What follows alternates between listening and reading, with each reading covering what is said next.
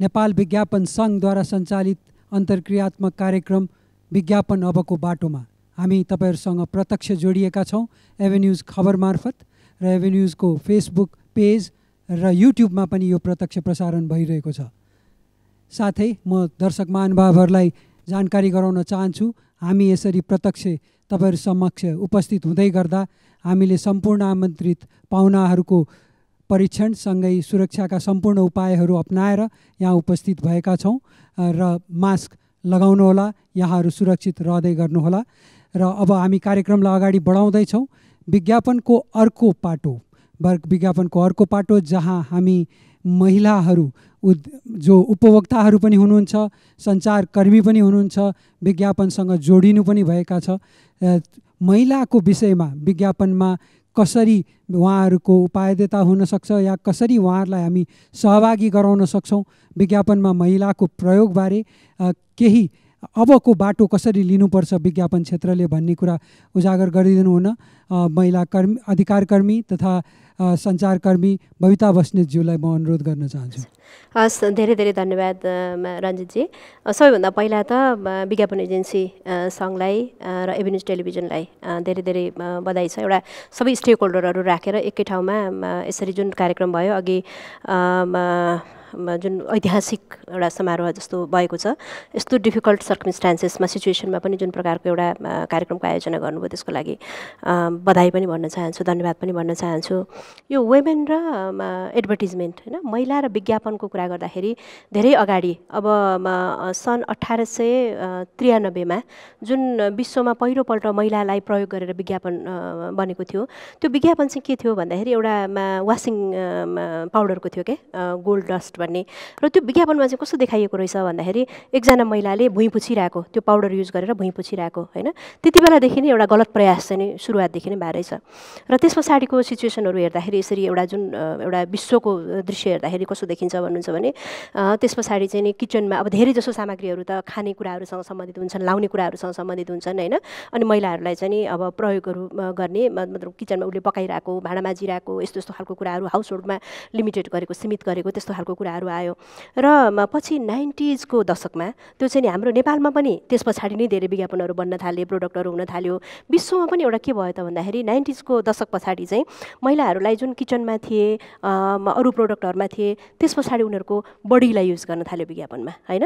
एउटा शरीरलाई चाहिँ नि जसरी एउटा अगाडि देखाएर गर्न थाल्यो, त्योभन्दा अगाडिको स्वादका कुराहरू तिनीहरू अलिकति गौण हुन थाल्यो अब हैन। त्योभन्दा अगाडि चाहिँ जुन खाने कुराहरू थियो, खाने पिउने स्वादका कुराहरू गरिन्थ्यो, त्यो कुराहरू चाहिँ गौण भयो। र त्यस पछाडि के भयो त भन्दाखेरि महिलाको बडीलाई चाहिँ विशेष गरी फोकस गरेर चाहिँ सामग्रीहरू आउन थाले। र अब हाम्रो चाहिँ कस्तो भन्नुहुन्छ भने अब जस्तो एउटा बबल गमको विज्ञापन छ क्या, एउटा विश्वमा एकदमै त्यो चर्चित विज्ञापन हो हैन, जसले चाहिँ कसरी महिलाको बडीलाई चाहिँ प्रयोग गरेको थियो भन्ने खालको कुराहरू।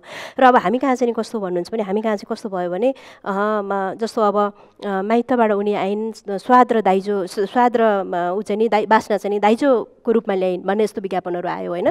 त्यसले के गर्थ्यो भन्नुहुन्छ भने सिधै दाइजोलाई प्रमोट गर्थ्यो के हैन, दाइजोलाई प्रवर्धन गर्थ्यो।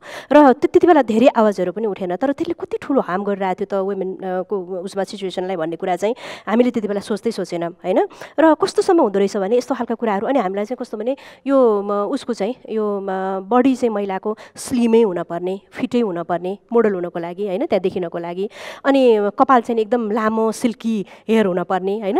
अरूको कुरै नगरौँ के, मलाई नै कस्तो कम्प्लेक्सिटी फिल हुन्थ्यो भने त्यति बेला पहिला एकपल्ट जति बेला मैले विज्ञापन सुने, त्यो विज्ञापन चाहिँ एउटा तेलको थियो के हैन, अमला तेलको थियो। र त्यो तेलले चाहिँ के भन्थ्यो भन्नुहुन्छ भने त्यो तेल लगाएपछि चाहिँ एकदमै सिल्की कपाल हुन्छ हैन, त्यो तेलले चाहिँ एकदम लहराउँदो कपाल भनेर यस्तो खालको। यो त्यति बेला त क्लिन फिट त आइसकेको मतलब कुरा पनि भएको थिएन त्यति बेला हैन। त्यति उनीहरूकै आवाजमा, बाहिरको आवाजमा एकदमै त्यसले चाहिँ सिल्की कपाल, लगाउँदो लामो कपाल भन्दाखेरि चाहिँ, अनि त्यो राम्रो मान्छेको ऊ चाहिँ नि त्यस्तो खालको हुनुपर्छ भन्ने हुन्थ्यो। मेरो त कर्ली कपाल हैन, मेरो त लामो कपाल पनि थिएन, सिल्की पनि थिएन, म त राम्रो भित्र पर्दिनँ भने जस्तो त्यो कम्प्लेक्सिटी के। जति बेला भर्खर आएर कलेज पढिरहेको थिएँ, म आफैलाई पनि मैले कहिले थाहा पाएँ त यो कुरा भन्दाखेरि धेरै पछाडि देश विदेश गएँ, बाहिर त मजाले यो यस्तो खालको कपाल छोडेर हिँड्नुपर्छ हुन्छ भन्ने त मलाई थाहा पनि थिएन त्यति बेला होइन। बाहिर यसो हेर्दाखेरि त सबै कुराहरू एकदमै मान्छेहरू त डिग्निफाइड वेमा हिँडिरहेछ। अनि त्यसपछि हाम्रो ब्युटी पार्लरहरूले त यस्तो खालको कपाल बनाउनको लागि त कति पैसा लिइरहेछ। त्यसपछि पो आई रियलाइज कि यो त राम्रो कुरा पो रहेछ त यो त भन्ने खालको कुरा पनि लाग्यो होइन।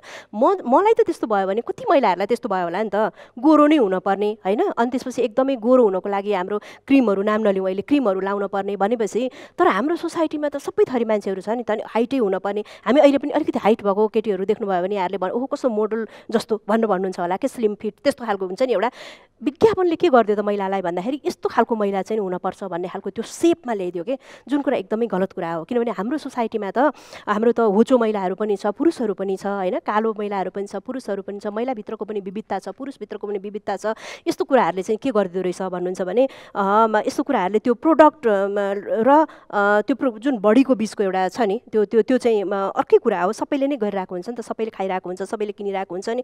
अर्को एउटा चाहिँ महिलाको लागि मलाई एउटा लागेको कुरा के भने जसले चाहिँ अलिकति बढी शरीर देखाउन सक्यो अथवा त्यस्तो खालको सिन दियो नि त्यस्तोलाई बोल्ड भनेर परिभाषित गरिदियो क्या विज्ञापन संसारले, वर्ल्डले होइन। र त्यो बाहिर गऱ्यो, बाहिर गरेपछि इन्डियामा गऱ्यो, इन्डियामा गरेपछि नेपालमा त हर्रै आइहाल्यो। र त्यो चाहिँ बोल्ड भने चाहिँ के त भन्दाखेरि महिलाको के शरीर मात्रै बिग्छ त, मस्तिष्क बिग्दैन होइन। मस्तिष्क र शरीरको बिचको जुन एउटा छ नि, पुरुषहरूको चाहिँ नि मस्तिष्कको बिकाइ अथवा मस्तिष्क चाहिँ एकदमै को लडाइँ र महिलाहरूको चाहिँ नि शरीरको त्यो अब्जेक्टिफाई भन्छ नि एउटा होइन, त्यो गर्ने खालको कुराहरू चाहिँ नि त्यसरी आयो। र कस्तो भने किताबहरूको विज्ञापनमा पनि किताबमा यत्रो महिलाको फोटो राख्यो, किताब लेख्दै गरेको राखिदिएको भए पनि त फरक जान्थ्यो नि त होइन। अनि कारको विज्ञापनहरू जुन यहाँहरूले नै बनाउनु भएको छ, हेर्नु भएको छ, अप्रुभ गर्नुभएको छ, के भएको छ होइन। कारको विज्ञापनमा गाडी चलाइरहेको देखाइदियो, कार चलाइरहेको देखाइदिएको भए त कस्तो ठुलो हुन्थ्यो, साँच्चीकै बोल्ड हुन्थ्यो क्या। किनभने महिलाहरूले वुमेनले ड्राइभ गरिरहेछ भन्ने खालको चाहिँ देखिन्थ्यो। तर के भइदियो भने हामीले कार राखिदिउँ र कारको अगाडि टक्क एकजना महिला अगाडि उभ्याइदिउँ अनि पुरुषले ठक्क ढोका खोल्दै गरेको अथवा पुरुषले गाडी चलाइरहेको चाहिँ हामीले देखाइदिउँ कि। यस्ता यस्ता कुराहरूले के गर्यो त भन्नुहुन्छ नि, हाम्रो डिस्क्रिमिनेसनलाई बढावा दियो, विभेदलाई बढावा दियो, इक्वालिटीलाई चाहिँ त्यसले चाहिँ गर्न सकेन र प्रवर्धन गर्न सकेन। र कस्तो छ भन्नुहुन्छ भने सुन्दरताको परिभाषा पनि के हो त होइन। हामीले हेर्ने जुन ब्युटी भन्छ नि हामीले होइन, सुन्दरताको परिभाषा अब हामी सायद परिवर्तन हुनपर्छ।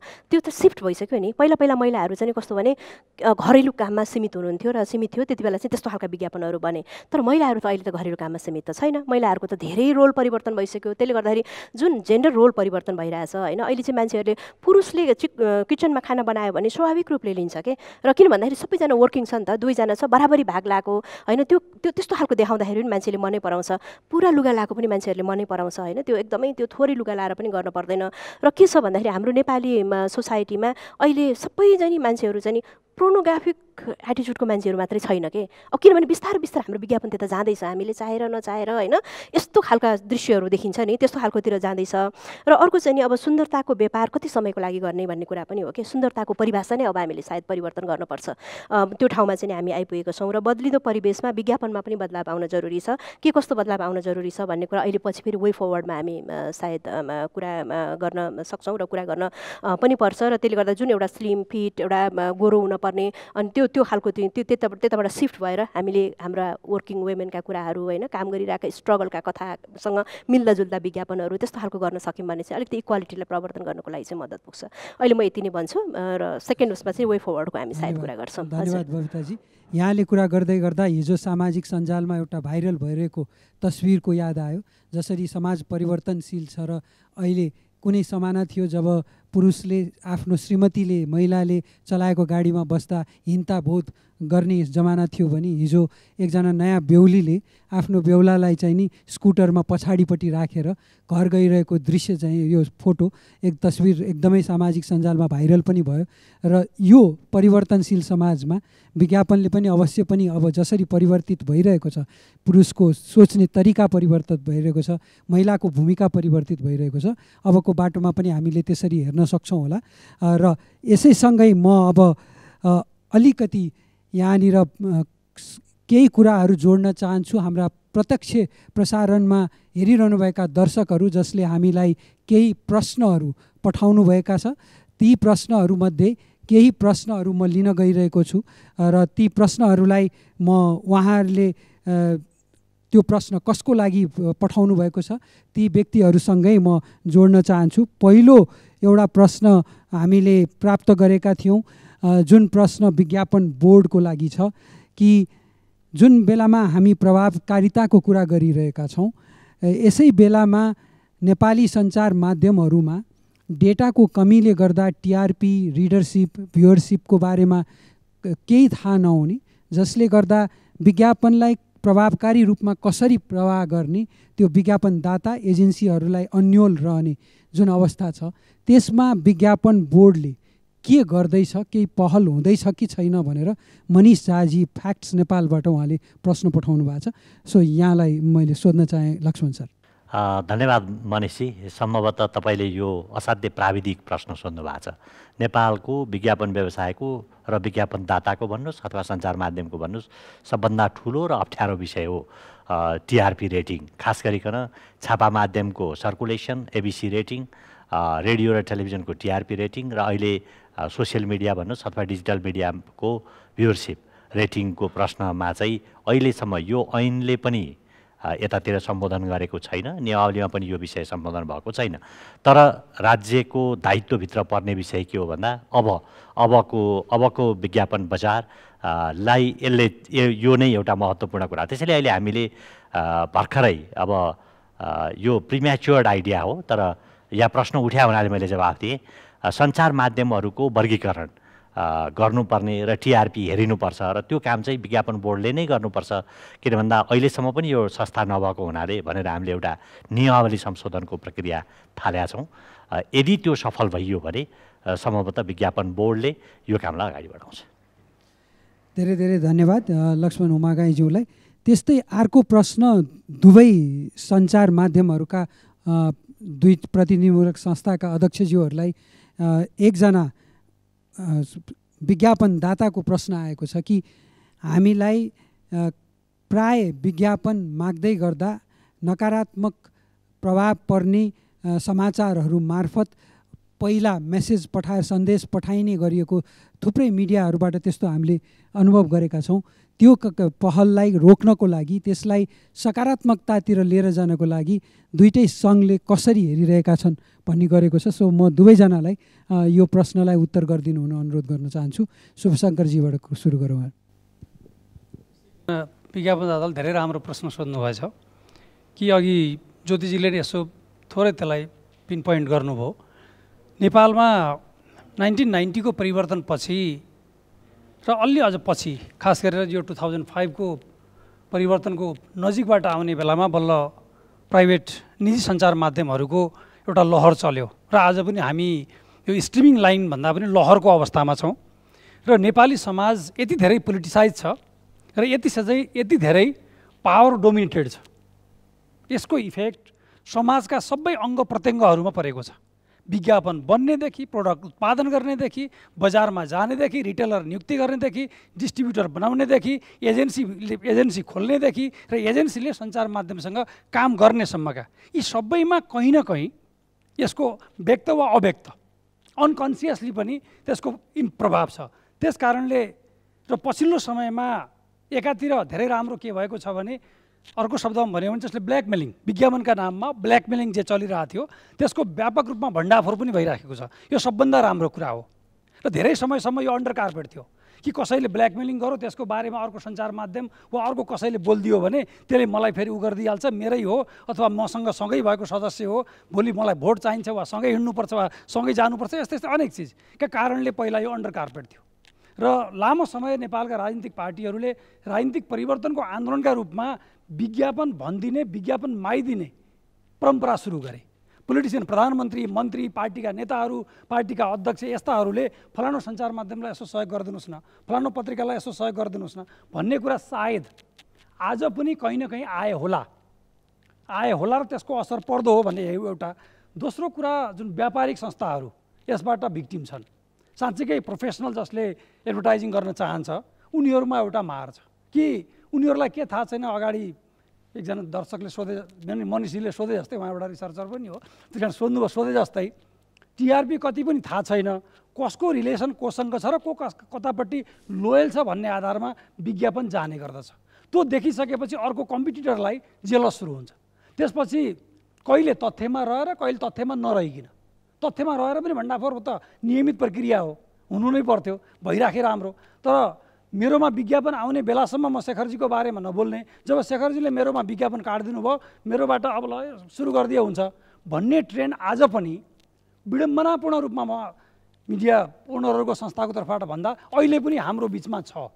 यसलाई छुट्याउने जिम्मा फेरि पनि निगरानी समूहहरू भनेको उपभोक्ता मञ्च, विज्ञापन सङ्घ, FNCCI, CNI जस्ता व्यापारिक सङ्घ संस्था र सिटिजन्सहरू जो वेल एजुकेटेड सिटिजन्सहरूले नै यसको निगरानी गरिनुपर्दछ। कुन सञ्चार माध्यमले कुन घटनाका सन्दर्भमा कस्तो खालको फन्डा अपनाएको थियो र त्यस बापत उसले के पाएको थियो। र त्यति मात्र होइन, त्यति धेरै अरू सोसियल अर्गनाइजेसनहरूका आफ्नै खालका सङ्गठन बन्ने लिडरसिप छानिने कुरामा समेत पनि कहीँ न कहीँ सञ्चार माध्यम प्रयोग हुने, सञ्चार माध्यम प्रयोग भएर त्यो चाहिँ एउटा बार्गेनिङ टुल्स बन्ने जस्तो विडम्बना पनि हाम्रो बिचमा छ। यो कहीँ लुकाउनु पर्ने जरुरी छैन। अब यसलाई निगरानी गर्ने जस्तो हाम्रो जस्तो यो चल्ते चलाते डेमोक्रेसी हो क्या, यो हामीले चलाइरहेको यो parliamentary democracy, open liberal democracy. उन्नत हुँदाखेरि अमेरिका जहाँ डोनाल्ड ट्रम्पले प्रदर्शन गरेको पनि अमेरिका, पहिला बिल क्लिन्टन बराक ओबामाहरूले प्रदर्शन गरेको नि अमेरिका, अहिले जो बाइडेनले सम्हाल्न थालेको नि अमेरिका, इन्डिया जवाहरलाल नेहरूको पनि इन्डिया, आज मोदीको पनि इन्डिया, ममता बेनर्जीको पनि इन्डिया, यता नीतिश कुमारको पनि इन्डिया। डेमोक्रेसी त एउटै हो। ठिक हामी कहाँ पनि त्यसका दुष्परिणामहरू, हामी छिमेकमा छौँ, सानो छौँ, त्यस कारणले यता उत्तरतिर हिमाल भएको हुनाले हल्ला हुन्छ, त्यति धेरै सिक्न परेन, त्यो राम्रै भयो। अरूतिरको त सिकिराखेका हुन्छौँ, पश्चिमको र दक्षिणको त दिनका दिन फिडिङ भएको भइसकेका छौँ।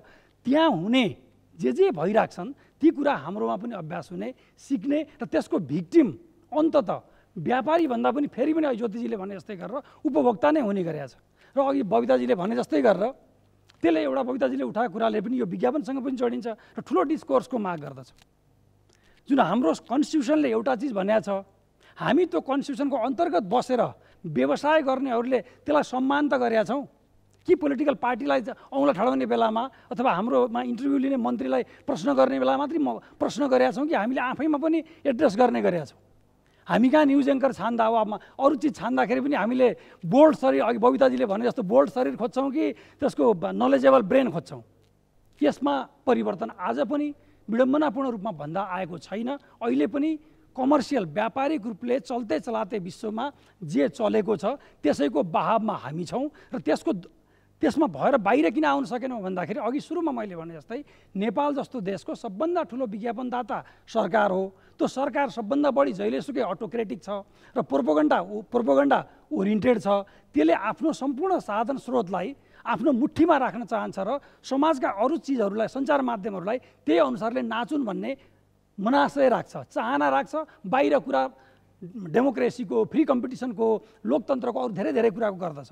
त्यो प्रवृत्तिमा त परिवर्तन भएको छैन, तर दस्तावेजहरूमा परिवर्तन भयो। दस्तावेजमा परिवर्तन भएको कुरालाई बदल्ने भनेको हिम्मतका साथ आफूले आफैलाई नङ्ग्याउन तयार नभएसम्म यो परिवर्तन हुँदैन। मैले सबभन्दा राम्रो कुरा कहाँ गरेका छौँ हामीले, यो त सबभन्दा फर्स्ट क्लास राम्रो छ, अरू सोसियल मिडियाले गरिदियो होला अथवा अर्कोले गरिदियो होला भन्ने, अर्कोले त्यही भन्ने गऱ्यौँ भने यो फेरि पनि वर्षौँ अन्डर कार्पेट रहन्छ। धन्यवाद शुभशङ्करजी। आई थिङ्क शुभशङ्करजीले राख्नुभएको कुरामा केही यहाँले पनि थप्न चाहनुहुन्छ भास्करजी? सञ्चार माध्यमले एउटा अनैतिक किसिमबाट जुन खालको व्यवहार गरियो भन्ने विषय छ, यो विशुद्ध रूपमा व्यावसायिकतासँग जोडिएको विषय हो। यसलाई अन्य राजनीतिक ढङ्गबाट, अन्य ढङ्गबाट हेर्न जरुरी छैन। यो पूर्ण रूपमा व्यावसायिकताको चाहिँ दृष्टिकोणबाट हेर्नुपर्छ। एउटा विषय त के हो भने अहिले नेपालमा यति धेरै सञ्चार माध्यम छन्। एउटा सञ्चार माध्यमले गलत सूचना वा खबर प्रवाह गर्यो भने अर्को सञ्चार माध्यमले त्यसलाई मोनिटर गर्न सक्छ, उसलाई चेक एन्ड ब्यालेन्स गर्न सक्छ। र हामी के भन्छौँ भने हामी खबरसँग विज्ञापन साट्दैनौँ। खबर हो, विज्ञापन हो। कहिलेकाहीँ विज्ञापनदातालाई के लाग्छ भने मैले वर्षमा 2 करोडको विज्ञापन दिइरहेको छु, यसले मेरै विरुद्धमा पनि खबर दिन्छ र भने हामी के भन्छ, विज्ञापनसँग खबर साट्दैनौँ। यो एउटा व्यावसायिकता हो, यो धर्म हो।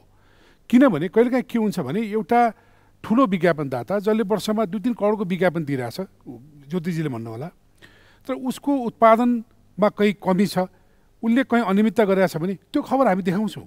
र त्यो देखाउँदाखेरि के पनि भन्ने गरिन्छ भने अब यो विज्ञापन कम भयो त्यो हुनाले यो खबर आयो भन्ने गरिन्छ। तर त्यो होइन, त्यो सधैँ सही हुँदैन। कहिलेकाहीँ सञ्चार माध्यमले आफ्नो धर्म निर्वाह गर्छ। कहिलेकाहीँ आफ्नो स्वतन्त्र पत्रकारिताको जुन सिद्धान्त छ त्यसलाई अवलम्बन गर्छ। त्यसो गर्दाखेरि कहिलेकाहीँ के भनिन्छ भने यसले चाहिँ विज्ञापन पाएन, त्यही भएर यो खबर प्रसारण गर्यो। त्यो हुनाले खबरसँग तपाईँले व्यापार नसाट्दाखेरि यो व्यावसायिकता आफै सङ्लिएर जान्छ भन्ने मेरो धारणा छ। धन्यवाद। मैले हाम्रो प्यानलमा हुनुभएका हाम्रो नेपाल विज्ञापन सङ्घ जसले यो अन्तर्क्रिया सञ्चालन गरिरहेको छ त्यसकै अध्यक्षज्यूलाई चाहिँ अलि अन्त्यतिर बोल्नको लागि आग्रह किन गरिरहेको छु भने मैले सम्पूर्ण अतिथिहरूको सम्पूर्ण कुराहरू सुनिसकेपछि उहाँले विज्ञापन सङ्घको तर्फबाट विज्ञापन कर्मीहरूको तर्फबाट प्रतिनिधिमूलक कुराहरू राखिदिनुहुन्छ, तथ्यगत कुराहरू राखिदिनुहुन्छ र अबको बाटो यहाँ सुनेको कुराहरूबाट अबको बाटो विज्ञापन कर्मी, विज्ञापन एजेन्सी, विज्ञापन सङ्घले कस्तो लिनेछ, कस्तो लिनुपर्नेछ भन्ने कुरा आएको छ। त्यसलाई पनि प्रस्ताइदिनुहुन्छ भनेर मैले उहाँलाई अलि अन्त्यतिर राखेको थिएँ। सोम प्रसाद धिताल, नेपाल विज्ञापन सङ्घका अध्यक्षलाई अब म यहाँलाई विज्ञापन सङ्घको तर्फबाट विज्ञापन एजेन्सीहरूको अभिभावकको रूपमा आफ्नो अभिव्यक्ति राखिदिन अनुरोध गर्छु। धन्यवाद रञ्जी सर। विज्ञापन गोर्खापत्रको आगमनसँगै विज्ञापन नै हुँदो रहेछ प्रिन्ट मिडियामा भनेर सुरुवात गरेको हाम्रो इतिहास 7 दशक अगाडि रेडियो नेपालको आगमनले एउटा फड्को मार्यो र श्रव्य माध्यमबाट विज्ञापन हुँदो रहेछ भनेर विज्ञापनले व्यावसायिकता समात्यो र व्यावसायिक विज्ञापनको 7 दशक त्यो अर्थले भन्न हामी रुचाउँछौँ। र त्यसपछि करिब 35 वर्ष अगाडि नेपाल टेलिभिजनको आगमनले श्रव्य दृश्य माध्यममा एउटा युगान्तकारी र विज्ञापन क्षेत्रमा एउटा युगान्तकारी भूमिका टेलिभिजनको आगमनको सुरुवातसँगै पदार्पण भयो र नेपाल टेलिभिजनको आगमनको पश्चात खुल्ला बजार नीति अन्तर्गत 46-47 को वरिपरि तपाईको निजी सञ्चार माध्यमहरूको आगमनले यसमा बाढी नै आयो र त्यो बाढी आवश्यकता थियो थिएन। त्यो बेलाको सरकारले र हामी मिडियाकर्मी, सञ्चारकर्मी, सञ्चार उद्यमी साथीहरूले समीक्षा गर्नुपर्ने अर्कै छलफलको फोरम हुन सक्ला। आज त्यहाँ कहाँ कति हुन्थ्यो, यति एफएम हुन पर्थै पर्थेन, यति टेलिभिजन हुन पर्थै पर्थेन, यति प्रिन्ट हुन पर्थै पर्थेन, यति अनलाइन हुन पर्थै पर्थेन, त्यो समीक्षाको विषय होला। अब हामी आइसकेका छौँ। भोलिको दिनमा यो यसरी नै छोड्ने हो त सरकारले पनि काहीँ न काहीँ सोच्नुपर्ने अवस्था चाहिँ रहन्छ। यो खुला छोडिदियो, यसरी नै व्यथित रूपमा छोडिदियो, बिना पूर्वाधार, बिना लगानीको आधार, बिना क्वालिटी, यसरी नै अव्यवस्थित रूपमा गइरह्यो भने विज्ञापनदाताले विज्ञापन दिएर पनि सक्दैन, विज्ञापन व्यवसायहरूले त्यो विज्ञापन म्यानेज गरेर पनि सक्ने कन्डिसन रहँदैन। सञ्चार माध्यम जहिले नै दुःखको दुःखमै हुन्छ। सञ्चार माध्यम दुःखमा भएपछि सञ्चार माध्यमले व्यावसायिक हक हित उसको उन्नति प्रगति नहुँदासम्म सम्पादकीय स्वतन्त्रता रहँदैन। धेरै कुराहरू आइसकेका छन्, यो छलफलको धेरै विषय पनि नबनाउँ। सम्पादकीय स्वतन्त्रता नहुँदाखेरि दिनलाई रात, रातलाई दिन बनाउने, जसले विज्ञापन दियो उसको सबै कुरा ठिक, जसले विज्ञापन दिएन सबै कुरा बेठिक भन्ने हिजोको दिनमा हामीले भोगेको कुरा हो, रियालिटी हो। अबको विज्ञापनको बाटो अब हामी के हो त्यो दिनलाई बिर्स्यौँ। आजकै पोइन्टबाट त्यो दिनलाई बिर्सिनुपर्छ। स्टेक होल्डरले आफ्ना स्टेकमा भएका, आफ्ना पेरिफेरी भएका कमी कमजोरीलाई काहीँ न काहीँ समाधान गर्नुपर्छ र आफूले आत्मसमीक्षा गर्नुपर्छ भन्नेमा हाम्रो बटम लाइन हो। हामी विज्ञापन कर्मीहरू एकदम त्यो पानीमाथि ओबानो छौँ भन्दैनौँ। हाम्रो पनि काहीँ न काहीँ भूमिका हुन्छ। यो अप्ठ्यारोको बेलामा सहजता ल्याउनेमा जहाँ विकृति भएको छ त्यसलाई सुधार्ने क्रममा हाम्रो भूमिका पनि हुनुपर्थ्यो। हाम्रो पनि कमी कमजोरी रह्यो होला, हामी सच्चिन तयार छौँ। भोलिको दिनमा अझै प्रण गरौँ। यो विशेष दिनमा तपाईँहरू स्टेक होल्डर सबैलाई म साक्षी राखेर भन्न चाहन्छु, हाम्रो आफूभित्र आत्मा केन्द्रित रहेर हामीभित्र आत्मसमीक्षा गर्दै हाम्रा कमी कमजोरीहरू हिजोका दिनमा मिडियालाई हामीले काहीँ न काहीँ गाह्रो पनि बनायौँ होला, विज्ञापनदातालाई अलि हामीले बढी प्रश्रय दिएर पनि काम गऱ्यौँ होला, विज्ञापनदातालाई विज्ञापनको दर रेट छनौट गर्ने अधिकार पनि अनि अनावश्यक थियो होला, त्यो पनि बनायो होला। सोमजी तेरो कान्तिपुरको रेडियो वा सोमजी तेरो समाचारपत्रको रेडियो अथवा सोमजी तेरो मेरीबासेको रेडियो भन्ने अवस्थामा हामीले विज्ञापनदातालाई अडी बढी प्रश्रय दिएर काम गऱ्यौँ र त्यो काहीँ न काहीँ गतिविधि विज्ञापन इन्डस्ट्री अथवा सञ्चार माध्यमलाई खुम्चाउने दिशामा अभिप्रेरित रह्यो कि त्यसको समीक्षा हामी गर्दैछौँ र गर्छौँ भोलिको दिनमा र सच्चिनलाई हामी आफूलाई सच्चिनलाई तयार छौँ र यो सच्चिने क्रममा हामी बिचको अस्वस्थ प्रतिस्पर्धाले काहीँ न काहीँ घर गरेका छ। यो विज्ञापन तपाईँको करिब श्रद्धेय भाषराज राजकाण्डी सरले भन्नुभयो 1400 करोडको करिब मार्केट भनेर। ठ्याक्कै एक्ज्याक्टली भन्यो भने तपाईँको 450 करोडको प्रिन्ट मिडिया, 252 करोडको टेलिभिजन मिडिया, 200 करोडको आउटडोर विज्ञापन, 215 करोडको डिजिटल मिडिया र 135 करोडको एफएम रेडियोहरू। यसको सञ्जालमा यो पेरिफेरीमा हामीले विचरण गर्छौँ। त्यसको कुल प्रभाव भनेको 1200 करोडको करिब हुन आउँछ। यदि कोभिड नभइदिएको भए, यो प्रतिकूल अवस्था नभइदिएको भए त्यो 1700-1600 करोडमा हुन सक्थ्यो होला। यो भित्र, यो आँकडाभित्र डिजिटल विज्ञापनमा पनि दुईटा विधा, एउटा अनलाइन पोर्टलहरूले यहीँ दर्ता भएर रोजगारी सिर्जना गरेर सरकारको सिस्टम अनुसार आयकर तिरेर व्यवस्थित रूपमा सञ्चालन गर्नुभएको छ, उहाँले एउटा हिस्सा ओन गर्नुहुन्छ। र अर्को डरलाग्दो काली लाग्दो भनेको सामाजिक सञ्जालमा हुने विज्ञापनको प्रवाह, जुन विज्ञापनदाता र अलिअलि हामी विज्ञापन कर्मी पनि लालयित भइरहेको जस्तो देखिन्छ काहीँ न काहीँ।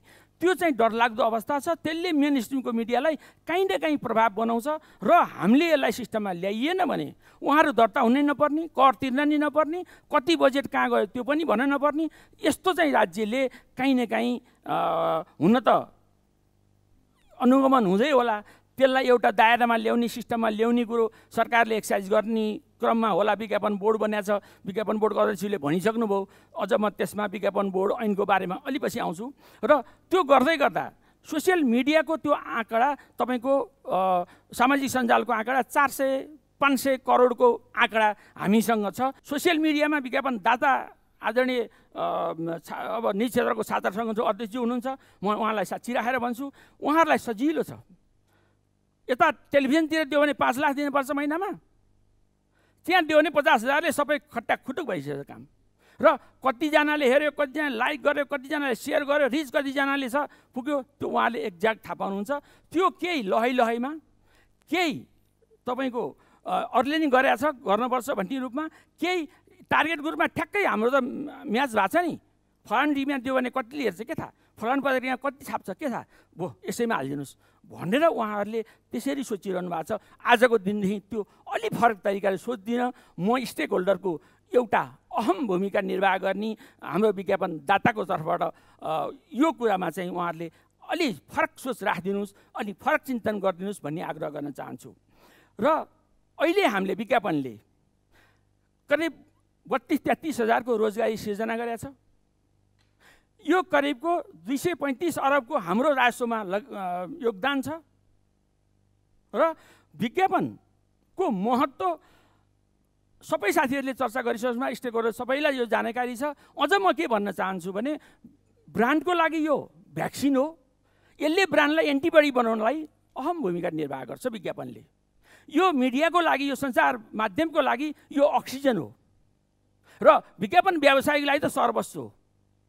यो अर्थले तपाईँ हामी सबै तिनटै स्टेक होल्डरको भगवान भनेको पाठक हो, दर्शक हो, श्रोता हो, उपभोक्ता भनौँ, लक्षित वर्ग हाम्रो हो। भगवानलाई खुसी बनाउँदै, भगवानको इच्छा अनुसार, भगवानको चाहना अनुसारको, उहाँहरूको रुचि अनुसारको हामीले सञ्चार माध्यमले पनि आफ्ना क्वालिटीहरू, आफ्ना कन्टेन्टहरू, आफ्ना पहुँचहरू, आफ्ना प्रभावहरूलाई विस्तार गर्न सक्नुभयो भने विज्ञापन बाँड्ने विषय होइन। सरकार पनि एउटा त्यो 1200 करोडको भोलममा हुँदाखेरि 23% करिबको सरकारको हिस्सा हुन आउँछ। म त्यो 23% को हिस्सेदार सरकारलाई पनि आग्रह गर्न चाहन्छु। विज्ञापन भनेको तपाईँले दान दातबाई जस्तो गरेर हिजोसम्म सोचेको सोचलाई आजदेखि परिवर्तन गरौँ, त्यो होइन। विज्ञापन सरकार वा निजी क्षेत्रको छनौटको विषय हुन सक्ला। मिडियाहरूको पनि विज्ञापन पाउने अधिकार सुनिश्चितता स्वाभाविक हुन सक्ला, तर बिना आधार सबैले उसले नि पायो मैले नि त्यति नै पाउनुपर्छ, उसले 50,000 पायो मैले नि 50 पाउनुपर्छ, उसले 10 लाख छ मेरोमा किन 1 लाख छ, त्यस्तो तरिकाले विज्ञापन हाम्रो अधिकार जताइयो भने अथवा त्यो अधिकार हामीले खोजियो भने चाहिँ हामी कहीँ न कहीँ गलत हुन्छ होला।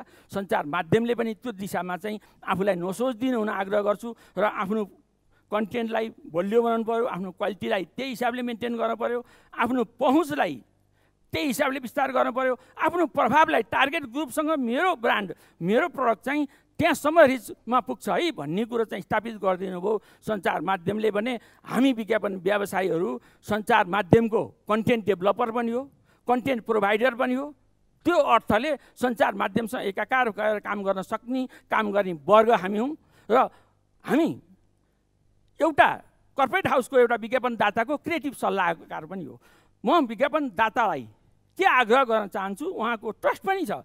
अबको मार्केट विज्ञापन व्यवसाय हिजो सोचेको जस्तो कमजोर पनि छैन। हामी सिर्जनाको हिसाबले संसारका कुनै पनि विज्ञापन एजेन्सीसँग कम्पिट गर्न छैन, त्योभन्दा अव्वल छौँ त्योभन्दा माथि छौँ भन्दैनौँ, दाबी गर्दैनौँ। तर आजको डेटसम्म आउँदा हामीसँग जे स्रोत साधन क्षमता छ त्यसलाई मेन्टेन गरेर हाम्रो गुणस्तरलाई चाहिँ संसारका कुनै पनि विज्ञापन व्यवसाय मल्टिनेसनल एजेन्सीहरूका क्रिएटिभिटीसँग हामी ट्याकल गर्न सक्ने क्षमता त्यो लागत हामीले राख्छौँ र अबको 1-1.5 वर्षमा हाम्रो मार्केट करिब 200 करोड बनाउँदै गर्दा हाम्रा अहिलेका मिडियाहरूलाई हामी सस्टेन बनाउने जिम्मा पनि हामी लिन्छौँ। 200 करोड मार्केट हुन्छ, यो कोभिड सधैँ रहँदैन होला, यसको यो प्रभाव कम हुँदै गएपछि र विज्ञापनदाता र हामी स्टेक होल्डर सञ्चार माध्यमको सोचमा अलिकति परिवर्तन भएर विश्वासको सङ्कटलाई कहीँ न कहीँ साँगुर्याउने हाम्रो एक आपसको सङ्कट विश्वासको कहीँ न कहीँ हिजो हामी थियो, मान्दा नमान्दा पनि त्यो थियो र त्यो सङ्कटलाई विश्वासको खाडालाई हामीले पुर्दै न्यारो डाउन गर्दै ल्यायौँ भने हामी 2000 करोडको मार्केट बनाउँछौँ। त्यो बेलामा सञ्चार माध्यम सस्टेन हुन्छ र फेरि अहिले मैले भनिसकेँ यो थप्दै जाने हो भने कति हजार एफएम, कति हजार टिभी, कति हजार अनलाइन, कति हजार रेडियो बनाउने, एफएम बनाउने र डिजिटल बनाउने भनेर गइयो भने चाहिँ हामी कहीँ पुगिँदैन। म सरकारको सम्बन्धित निकाय विज्ञापन बोर्डलाई आग्रह गर्न चाहन्छु, पोलिसीगत रूपमा तपाईँले काम गरिदिनुहोस्, गर्नुभएको छ र विज्ञापनलाई अलिकति यो विज्ञापन ऐन बन्दै गर्दा क्लिन फिड लागू गर्दै गर्दा डबिङ एड रोकिँदै गर्दा बोर्ड गठनमा हाम्रा सानातिना झिनामसिना मतकेता काहीँ असहमतिका बुँदाहरू छन्, त्यो हामीले लिखित रूपमा राखेका छौँ। त्यो आजको छलफलको विषय यसरी यो फोरम पनि होइन जस्तो लाग्छ र त्यसलाई फरक तरिकाले फेरि छलफल गरौँला र हाम्रो विज्ञापन बोर्डसँगको सहकार्य अनिवार्य छ। हाम्रो लागि गठन गरिया हो, हाम्रो 17-18 वर्ष अगाडिदेखिको हाम्रो सङ्घर्ष, सरकारसँगको हाम्रो लडाइँ, सरकारसँग हेर्ने पर्सेप्सन चाहिँ कहीँ न कहीँ नेगेटिभिटी भयो, हामीलाई बुझ्ने सरकारले दृष्टिकोणै मिलेन। मलाई अनौठो लाग्छ सञ्चारमा प्रयोग हुने विज्ञापन क्रिएटिभिटीलाई राजनीतिक दलले एउटा प्रोपागान्डाको रूपमा चुनावी क्याम्पेनको रूपमा चाहिँ युज गर्नुहुन्छ। लौ न मलाई टिभी क्याम्पेन बनाइदेऊ, लौ न मलाई प्रिन्ट क्याम्पेन बनाइदेऊ, मलाई यहाँ यसो बनाऊ भने विभिन्न राजनीतिक दलले भन्नु त हुन्छ, तर सरकारमा जानुहुन्छ विज्ञापन व्यवसाय भनेको उहाँलाई त्यो पनि थाहा हुँदैन, सञ्चार माध्यमको महत्त्व पनि थाहा हुँदैन। आफूलाई चाकरी गर्यो त्यो ठिक, आफूलाई चाकरी नगर्दा त्यो सबै बेठिक। सरकारमा बस्ने सम्बन्धित राजनीतिज्ञहरूको त्यो सोच हामी कहिले पनि परिवर्तन गर्न सकेनौँ। तै विज्ञापन ऐन आयो, यो हाम्रो उपलब्धिको रूपमा छ। त्यसले अहिले लक्ष्मण सरले भनिसक्नुभयो काहीँ न काहीँ कमी कमजोरी होला, त्यो कार्यान्वयनको दिशामा आउँदै गर्दा करेक्सन हुने क्रममा जान्छ। हामी विश्वास छ विज्ञापन बोर्डसँग हामी एकाकार भएर काम गर्न चाहन्छौँ र सञ्चार माध्यमसँग हामी एकाकार भएर काम गर्न चाहन्छौँ। हामी विज्ञापनदाता जो यो स्टेटको सबभन्दा इम्पोर्टेन्ट कम्पोनेन्ट हुनुहुन्छ, उहाँहरूसँग पनि हामी एकाकार भएर काम गर्न चाहन्छौँ। आग्रह चाहिँ यस्तो बेलामा नि विज्ञापन गरिरहनु भएको छ, कोभिडको यस्तो बेलामा हिजो तपाईँको 18 घन्टा लोड सेडिङ हुँदा पनि कहीँ न कहीँ विज्ञापन टेलिभिजन हेर्ने वातावरण नहुँदा पनि विज्ञापन दिने उहाँहरू नै विज्ञापनदाता हो। म सलाम गर्न चाहन्छु उहाँहरूको त्यो मिडियाप्रतिको समर्पण भावलाई। हिजो भूकम्प आयो, नाकाबन्दी भयो, हामी सञ्चार माध्यम सजिलोमा छैनौँ, कहिले पनि विज्ञापन व्यवसाय सजिलोमा छैनौँ, उहाँहरू पनि सजिलोमा हुनुहुन्न। असजिलोमा पनि उहाँहरूले रेस्क्यु गर्नलाई काहीँ न काहीँ होइन सपोर्ट गर्नुपर्छ भनेरै भनिरहनु भएको छ, हेरिरहनु भएको छ र यो गर्दै गर्दा काहीँ न काहीँ अलिकति नपुग चाहिँ हुँदो रहेछ, त्यो अलि बढी हेर्न पर्दो रहेछ भन्ने लाग्न सक्छ।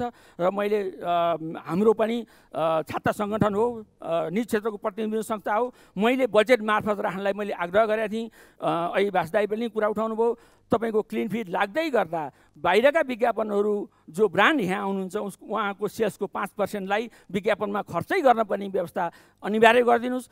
त्यो बिचमा उहाँको राजस्वको सब्सिडाइज हुने कुरामा राजस्वमा काहीँ न काहीँ उहाँहरूलाई मिल्ने कुरामा चाहिँ मिलाइदिनुहोस्। र स्वदेशी ब्रान्डहरूलाई पनि, स्वदेशी कर्पोरेट हाउसले पनि कमसेकम सेल्सको 1% विज्ञापनमा खर्च गर्नुहोस्। त्यो घाटा नबनाउने, राज्यसँग फेरि हामी संयुक्त गरेर कुरा गर्ने र त्यो बजेट चाहिँ उहाँले विज्ञापन गर्नुभएको बजेटलाई काहीँ न काहीँबाट सब्सिडाइज गर्ने गरेर हामी 2000 करोडको मार्केट बनाउनुमा हामी संयुक्त रूपमा लाग्यौँ भने म नेपाल उद्योग वाणिज्य महासङ्घका श्रद्धेय अध्यक्षज्यू मार्फत सबै निजी क्षेत्रलाई विज्ञापनदाताको रूपमा जो हुनुहुन्छ उहाँहरूलाई आग्रह गर्न चाहन्छु, तपाईहरूले अलि इनिसिएसन लिइदिनु भयो, हाम्रो साथलाई हातेमालो गरिदिनु भयो भने चाहिँ यो एचिभमेन्टमा हामी अगाडि बढ्न सक्छौँ। र अबको बाटो भनेको सबैको सस्टेन हुन, सबै क्षेत्र सस्टेन हुनुपर्छ। यो हामी स्टेक होल्डर सबैको आफ्नो अस्तित्व हुनुपर्छ र आफ्नो काहीँ न काहीँ भूमिका हुनुपर्छ भन्ने आधारले सबैको व्यावसायिक उन्नतिको लागि हामी काम गर्छौँ। आनले त्यसलाई काहीँ न काहीँ संयोजनकारी भूमिका विज्ञापन बोर्डसँग मिलेर गर्न पनि हामी तयार छौँ। र अहिले ज्योति सरले भने जस्तो काहीँ न काहीँ हामी सिक्ने क्रममा छौँ। हाम्रो 100औं वर्ष, 1000औं वर्षको विज्ञापन इतिहास छैन। अब काहीँ कमी कमजोरी हुनसक्छ। बबिता म्याडमले भन्नुभएको जस्तो हामी एकदम पर्फेक्ट विज्ञापन मेकर हो त होइन होला, हामी हिजोको दिनमा काहीँ कमी कमजोरी हाम्रो पनि रह्यो होला। हामी त्यसलाई काहीँ न काहीँ करेक्सन गर्ने क्रममा हामी छौँ। र हजुरको आँखाले मात्रै नहेरिदिनु होला, यो समग्र इन्डस्ट्रीको आँखाले, सबै उपभोक्ताको आँखाले, सबै स्टेक होल्डरको आँखाले हजुरले हेरिदिनु होला। ज्योति सरले पनि उपभोक्ता भगवानै हो, उपभोक्तालाई भ्रम सिर्जना गर्ने गरेर हिजो काहीँ कतै कुनै बन्यो होला त्यस्तो तपाईँले उदाहरण दिनुभएको जस्तो त्यसलाई हामी करेक्ट गर्ने दिशामा, त्यसलाई परिवर्तन गर्ने दिशामा भोलिको दिनमा सच्याउने क्रममा हामी अगाडि बढ्छौँ। यो मेरो आग्रह गर्दै आफ्ना कुराहरू टुङ्ग्याउँछु र फेरि पऱ्यो भने अन्तर्क्रियामा समावेश हुन्छु। अध्यक्षज्यू हजुर कुरा उठाउनु भएको छ कि उहाँको मन्तव्यमा अरू कुराहरू पनि गर्नुभएको छ। मलाई लागेको एउटा कुरा त्यो चाहिँ के भने जसरी अहिले सोसियल मिडिया मार्फत विशेष गरी यो युट्युबरहरूलाई होइन कसरी चाहिँ यो स्वनियमनको दायरामा ल्याउने भन्ने एउटा धेरै ठुलो चुनौती चाहिँ राज्य सामु छ मैले देखेको होइन। तर त्यो चाहिँ नि अब हाम्रो विज्ञापन बोर्डको कामभन्दा पनि त्यो चाहिँ सञ्चार मन्त्रालयले नै गर्नुपर्ने, सरकारले नै गर्नुपर्ने कुरा छ क्या, कसरी स्वनियमनमा ल्याउने। म चाहिँ एकदमै यो मिडियालाई, सोसियल मिडियाहरूलाई नियमन गर्नुपर्छ भन्ने पक्षको मान्छे चाहिँ होइन। फ्रिडम अफ एक्सप्रेसनमा काम गर्ने मान्छे हुँ, राइट टु इन्फर्मेसनलाई सम्मान गर्ने मान्छे हुँ। त्यसले गर्दाखेरि तर नियमनमा चाहिँ एकदमै ल्याउन जरुरी छ। हाम्रा विज्ञापनहरू अहिले देखिरहेछ नि त हामी होइन, हामीले युट्युबहरू खोल्ने बित्तिकै जुन कस्तो खालको विज्ञापन आउँछ, हामीले कस्तो के कुरालाई प्रमोट गर्नलाई विज्ञापन दिइरहेछौँ त। कसको श्रीमती कोसँग गयो, कसको कोसँग एफेयर भयो, कसको भान्सामा के भयो, कसले कसलाई बेडरुममा लग्यो होइन, त्यो खालको एउटा राइट टु प्राइभेसीलाई अलिकति पनि सम्मान नगरिरहेको र धेरै मान्छेहरूले बढीभन्दा बढी किन त्यस्तो सोसाइटीमा त्यस्ता कुराहरू त बिक्छ नि त होइन। त्यसले गर्दाखेरि त्यो बिकाउ मात्रै गर्ने खालको जुन कुराहरू छ नि त्यस्तो हाम्रा विज्ञापनहरूले, हाम्रा प्रोडक्टहरूले होइन, म चाहिँ नि उद्योग वाणिज्य सङ्घको अध्यक्षज्यूलाई पनि आग्रह गर्न, हाम्रा विज्ञापन, हाम्रा प्रोडक्ट, हाम्रा उसले चाहिँ नि कस्तो कुरालाई प्रमोट गरिरहेछ प्रवर्धन गरिरहेछ भनेर पनि सायद अब हामीले हेर्नुपर्छ। र यो नेपाल सरकारले यो खालको यो अहिलेको जुन मेस सिचुएसन छ नि, एउटा यस्तो खालको मेस सिचुएसनमा हामी छौँ, यसबाट अलिकति सिफ्ट भएन भने यो चाहिँ धेरै नराम्रो सिचुएसन चाहिँ हाम्रो अगाडि आउँछ। सोसियल एउटा जुन प्रकारको एउटा हाम्रो सोसियल ट्रान्सफर्मेसन हुनुपर्ने हो नि त्यो चाहिँ गलत दिशातिर गइरहेछ र यस्तो कुराहरूले प्रवर्धन गर्न मद्दत गर्छ। एक्ज्याक्टली एउटा मोबाइल, एउटा सञ्चार माध्यम जस्तो अवस्था सिर्जना हुँदैछ त्यसलाई कहीँ न कहीँ स्वनियमन गराउनु पर्ने र त्यसलाई अलिकति कहीँ न कहीँ नियन्त्रित गर्नुपर्ने पनि समाजमा अहिले टटकारो आवश्यकता देखिएको छ। यसैसँग म अध्यक्षज्यूलाई अन्त्यमा केही यहाँले आज सुन्नुभएका कुराहरूबाट यहाँको निचोडमा छोटो के राखिदिन चाहनुहुन्छ उत्पादकको तर्फबाट, विज्ञापनदाताको तर्फबाट? धन्यवाद रञ्जितज्यू। पहिला त आज उठेको कुरामा मेरो एउटा टिप्पणी के छ भने नेपालको निजी क्षेत्रले झन्डै 10 अरब विज्ञापनमा खर्च गरेको छ। मैले यो खर्च किन यो शब्द प्रयोग गरेँ भने त्यो लगानी हो, त्यो आफ्नो ब्रान्डमा लगानी गरेको छ। त्यो कसैलाई कन्ज्युमरको टाउकोमा थुपारेको यो कस्ट होइन, उसले आफ्नो ब्रान्डमा लगानी गरेको छ जसको प्रतिफल धेरै लामो समयमा पछि मात्रै उसले प्राप्त गर्न सक्छ। होइन। र यो लगानी उसको ब्रान्डको लागि आवश्यक थियो र त्यसैले गर्दाखेरि उसले यो गरेको छ। र जो विज्ञापनदातालाई यहाँ विज्ञापन गर्नुहोस् यहाँ विज्ञापन नगर्नुहोस् भन्नु चाहिँ अहिलेको समयमा चाहिँ सान्दर्भिक हुँदैन जस्तो मलाई लाग्छ। र उसले जहाँ उसले लगानी गर्छ त्यहाँ कहाँबाट उसले सबैभन्दा बढी प्रतिफल पाउँछ त्यही लगानी गर्ने हो। र यसको लागि विज्ञापन बोर्डले पनि यसलाई चाहिँ सहज गरिदिनु पर्ने आवश्यक छ। मलाई लाग्छ विज्ञापन बोर्डले कुनै एउटा क्षेत्रको लागि प्रोटेक्ट गर्नको लागि नियमहरू बनाउन थाल्यो भने विज्ञापन बोर्डको सान्दर्भिकता पनि भोलिको लागि कम हुन्छ। किनभने विज्ञापन बोर्डले कन्ज्युमरलाई प्रोटेक्ट मात्रै गर्ने होइन, एडभर्टिजमेन्ट एजेन्सिजलाई मात्रै प्रोटेक्ट गर्ने होइन, मिडियालाई मात्रै गर्ने होइन, विज्ञापनदातालाई पनि प्रोटेक्ट गर्ने हो। र जसरी आज कुरा उठेको छ टिआरपी रेटिङदेखि लिएर सर्कुलेसनको कुराहरूदेखि लिएर यो सबै कुराको आधिकारिक रूपमा हरेक देशले गरेको छ। त्यो विज्ञापनदातालाई पनि प्रोटेक्ट गरेको हो नि। त्यो सेवा पनि अब लगानी बोर्डले गर्नु पर्यो, तर विज्ञापन बोर्डले गर्नु पर्यो। तर विज्ञापन बोर्डले होइन म यो एउटा मिडियालाई प्रोटेक्ट गर्छु, यो मिडिया प्रोटेक्ट हुन जरुरी छ भन्ने यो सोच राखेर अगाडि बढ्यो भने मलाई लाग्छ हामी गलत बाटोमा हिँड्दैछौँ। मैले एउटा विज्ञापनदाताको दृष्टिकोणले मैले यो बन्न खोजेको रहेछु। र मलाई अझ पनि के लाग्छ भने सृजनशीलतामा हामी कहीँ पनि कमी छैनौँ। कुनै पनि देशमा जुन क्रिएटिभिटी छ त्योसँग हाम्रो क्रिएटिभिटी कम्पेयर गर्न सकिन्छ होइन। हाम्रो यङ्स्टर्सहरू बाहिर पनि पढेका छन्, उनीहरूको एक्सपोजर लेभल खास गरेर आज सोसल मिडियाले गर्दाखेरि इन्टरनेसनल लेभलको भइसकेको छ। यसमा कुनै पनि कमी छैन। र क्रिएटिभिटीको लागि धेरै लगानी पनि गर्नु पर्दैन, किनभने हाम्रो मार्केट सानो छ, हामीका क्रिएटिभिटी सर्भाइभ गर्न सक्दैन भन्ने कुरा पनि होइन। किनभने सानो मार्केटमा पनि क्रिएटिभिटी भने चाहिँ एउटा आइडिया हो, आइडियाको लागि कस्ट लाग्दैन। र यो एउटा एक्सपोजर जुन आज अमेरिकामा कोही मान्छे बसेको छ या अरू अन्य कुनै देशमा बसेको छ या ऊ नेपालबाट उसले पनि सेम एक्सपोजर पाएको छ। आज यङ्स्टर्सहरूले हेर्ने र ग्लोबल ट्रेन्ड्सहरू बुझ्ने मौका पाएका छन्। र त्यसैले गर्दाखेरि हामीले कहिले पनि यो हीन भावना नगरौँ कि हाम्रो मार्केट